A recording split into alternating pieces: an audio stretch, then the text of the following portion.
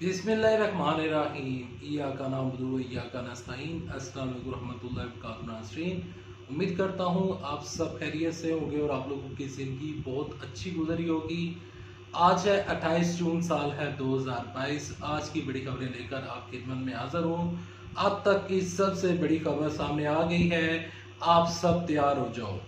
कल असम्बली में क्या हुआ, मरियम नवाज शरीफ क्या करने जा रही हैं, राना सनाउल्लाह का क्या इरादा है, मरियम औरंगजेब साहिबा ने क्या बड़ी खबर ब्रेक की है, और इसके अलावा शहबाज शरीफ ने क्या बड़ी खबर सुनाई है, मिफ्ताह इस्माइल ने क्या बड़ी खबर सुनाई है, इमरान खान साहब क्या करने जा रहे हैं। तमाम तर चीज़ें आपके साथ, ये बड़ी खबरें और इन खबरों की तफसीलात आगे चलकर डिस्कस करूंगा। लेकिन डिस्कस करने से पहले, आगे बढ़ने से पहले आप सबसे एक छोटी सी गुजारिश है कि इस वीडियो को लाइक कर लें, चैनल सब्सक्राइब कर लें, साले में नोटिफिकेशन बटन दबा लें ताकि जो आने वाली वीडियोस हैं आप उनको मिस ना कर सकें। देखें, सबसे पहले मैं आपके साथ खबर डिस्कस करता हूं कि बाकायदा तौर पर कल जो असम्बली में जो कुछ हमने देखा कि असम्बली में बाकायदा तौर पर असलम बुतानी साहब उठे तो उन्होंने बाकायदा तौर पर शहबाज शरीफ के मुताल्लिक़ कहना शुरू कर दिया कि हम PTI में बड़े खुश थे, हमें अरबों रुपये मिलते थे, लेकिन जब से हम इस हुकूमत का हिस्सा बने हैं तो अल्लाह की कसम ले लें कि हम बहुत खुश थे। लेकिन यहाँ पर जब से ये हुकूमत बनी है तो ना हमें फ़ंड मिल रहे हैं, ना हमें पैसे मिल रहे हैं, बल्कि हमारे जो लोग हैं जिससे हम कल वोट लेने के लिए जाएंगे तो वो हमसे क्या सवाल पूछेंगे, वो हमसे पूछेंगे, हमसे सवाल पूछेंगे कि आपने हमें क्यों क्या दिया। देखें, ये अब असलम बुतानी ने ये क्यों ऐसा किया, क्या वो इस हुकूमत से नाराज़ होकर इस इत्तेहाद को तोड़ देंगे। और उन्होंने कहा कि हुकूमत 2 वोटों के सहारे खड़ी है, तो फिर आपको किस बात की मगरूरी है। देखें प्यारे पाकिस्तानियों, ये जो कुछ भी हुआ कल असम्बली में, जो कुछ हुआ, ये कोई नई बात नहीं है। जब इमरान खान साहब 2014 का धरना दे रहे थे तो वहाँ पर आपने देखा होगा, यकीनन आपको मंजरनामा याद होगा कि चौधरी निसार अली खान और ज़्यादा तौर पर एजाज हसन के दरमियान काफ़ी ज़्यादा झड़प हुई थी, एक दूसरे को मारने के लिए लपक रहे थे, लेकिन बाद में इन लोगों ने आपस में इत्तेहाद कर लिया था। देखें, ये लोग जो हैं, ये जो पार्टीज़ हैं, ये लोगों की आंखों में धूल झोंकने की कोशिश कर रही हैं। उसके बाद असलम बुतानी को प्राइम मिनिस्टर ने बुला लिया। यकीनन जो फंड्स वो लेना चाह रहे होंगे उनको मिल गए होंगे, तो ये पार्टीज जो हैं वो आपस में मिली हुई हैं। हमें इन खबरों के ऊपर ध्यान नहीं देना चाहिए और इमरान खान साहब को किसी सूरत पर भी इनको इजी नहीं लेना चाहिए। ये इस वजह से कर रहे हैं कि इमरान खान साहब समझे कि आने वाले दिनों में ये कोई इनका इत्तेहाद टूटने जा रहा है तो मुझे धरना देने की क्या ज़रूरत है। इमरान खान साहब को चाहिए कि वो इन बातों के ऊपर ध्यान मत दें। इमरान खान साहब से खबर आपके साथ, इमरान साहब से रिलेटेड खबर शेयर करता हूँ, और वो खबर ये है कि आज से ठीक तकरीबन 4 दिन के बाद इमरान खान साहब का जलसा है परेड ग्राउंड में, और इमरान साहब के जितने भी लोग हैं वो कह रहे हैं कि इस दफ़ा रिकॉर्ड तोड़ेंगे और बहुत बड़ा जलसा होगा। इमरान खान साहब ये जलसा इस वजह से कर रहे हैं कि ज़िमनी इंतखाबात सर के ऊपर खड़े हैं, और ज़िमनी इंतखाबात में इमरान साहब कहते हैं कि इन लोटों को शिकस्त देनी है, हर सूरत में शिकस्त देनी है।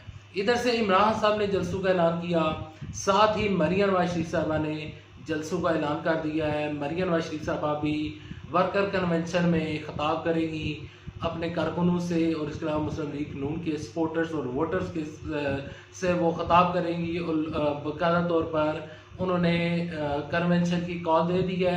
यानी जो कुछ इमरान साहब करते हैं, मरियम नवाज शरीफ साहब जो हैं वो उसी तरीके के साथ करती हैं। अगली खबर की जान पड़ते हैं। अगली खबर यह है कि मरियम औरंगजेब साहबा ने कहा है कि इलेक्शन 2023 में होंगे, आप चाहे जो जितनी मर्जी जोर लगा लें, लेकिन इलेक्शन जो है वो 2023 में ही होंगे। अब बढ़ता हूँ कि अगली खबर क्या है। अगली खबर यह है कि वज़ीर ख़जाना मिफ्ताह इस्माइल साहब ने एक बहुत बड़ी और एक बहुत बुरी खबर सुना दी है, और वो ख़बर यह है कि 1 जुलाई को पेट्रोल की प्राइस मज़ीद बढ़ने जा रही है।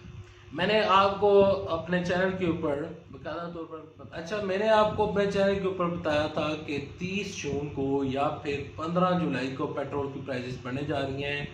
मेरी खबर सच साबित हुई है और बकायदा तौर पर 1 जुलाई को वज़ीर ख़ज़ाना कह रहे हैं, यानी कि एक दिन बाद, जो डेट मैंने दी थी तो एक दिन के बाद वज़ीर ख़ज़ाना जो है वो पेट्रोल की प्राइस बढ़ाने जा रहे हैं। पेट्रोल की प्राइस कितनी बढ़ेगी?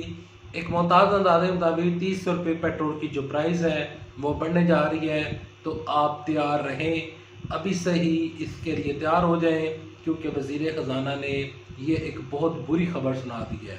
वज़ीर ख़ज़ाना से रिलेटेड एक और ख़बर सामने आई है, और वो ख़बर ये है कि साबिक़ वज़ीर ख़ज़ाना, मुस्लिम लीग नून के साबिक़ वज़ीर ख़ज़ाना इसहाक़ डार साहब जो हैं, उनको वापसी का ग्रीन सिग्नल मिल गया है।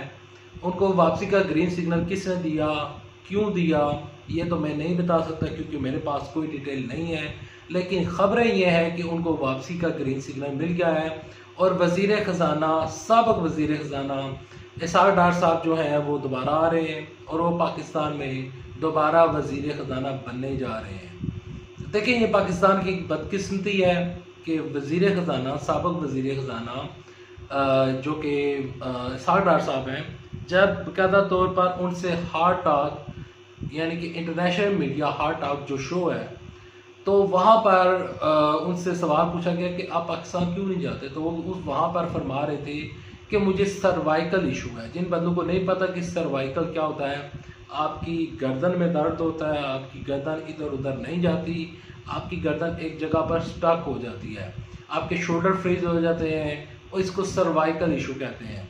वो कहते हैं कि मुझे सर्वाइकल इशू है और मैं बहुत ज़्यादा बीमार हूँ, मेरे दिल में भी तकलीफ़ है, मुझे डॉक्टर्स ने पाकिस्तान जाने से मना किया है। अच्छा, वहाँ पर जाकर तो उन्होंने ये इंटरव्यू दिया। अब रातों रात इसहाक़ डार की तबीयत ठीक हो चुकी है, रातों रात इसहाक़ डार साहब जो हैं वो शाद बिशाद नज़र आ रहे हैं और वापस आकर वज़ीर ख़ज़ाना बनने जा रहे हैं।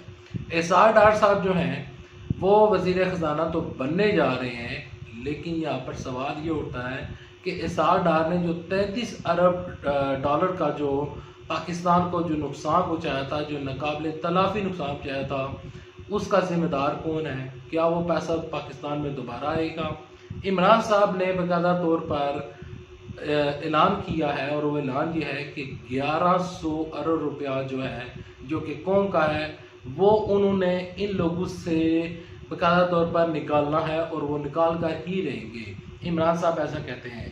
राना सनाउल्लाह साहब का बयान सामने है। राना सनाउल्लाह साहब कहते हैं कि किसी सूरत में भी इमरान साहब के ये लॉन्ग मार्च और ये जो कुछ है उसको वो किसी सूरत में भी वो कामयाब नहीं होने देंगे और इस फितना फसाद मार्च से बाकायदा तौर पर वो लोगों को दूर ही रखेंगे।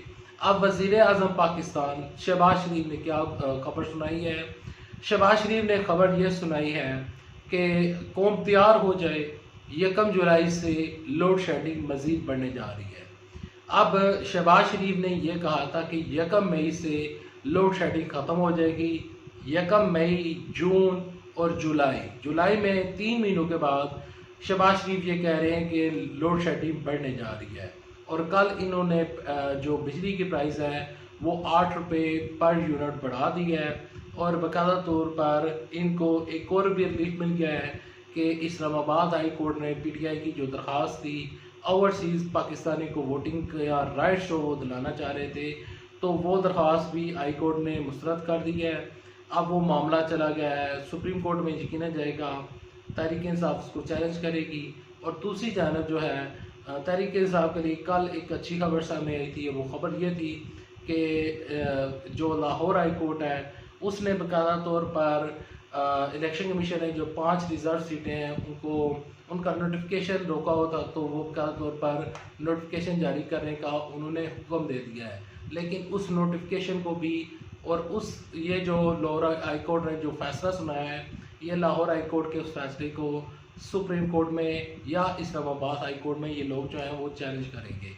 अभी तक नेक्स्ट वीडियो तक दे इजाज़त। अल्लाह हाफ़िज़। पाकिस्तान जिंदाबाद। अफवाज पाकिस्तान जिंदाबाद।